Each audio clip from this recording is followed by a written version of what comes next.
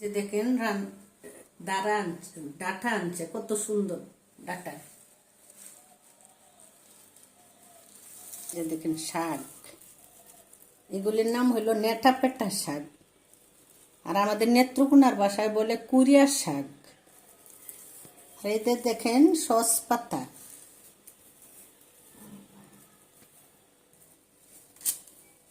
এখন কেটে নিব, শাক রান্না করব। মজা, শাক অনেক মজা, এই শাকগুলি অনেক মজা। দেখেন কচি শাক, দেখেন এগুলি এখন বেছে নিব, নিয়ে রান্না করব, মজা করে ভাত খাবো, গরম ভাত। লবণ দিচ্ছি, রেখে দিলাম।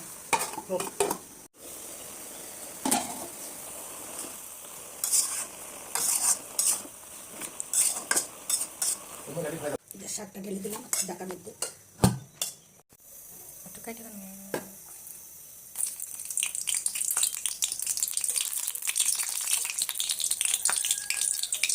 শুকনো মরিচটা ভাজা হইলে রসুন, কাঁচামরিচ, পেঁয়াজ দিয়ে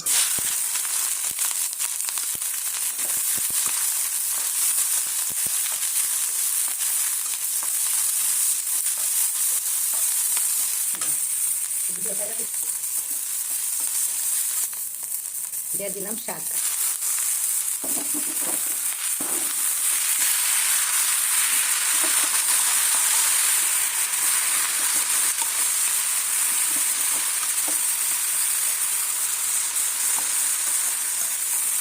দেখছেন কত সুন্দর হয়েছে শাক, গরম ভাতের সাথে খাইলে অনেক মজা।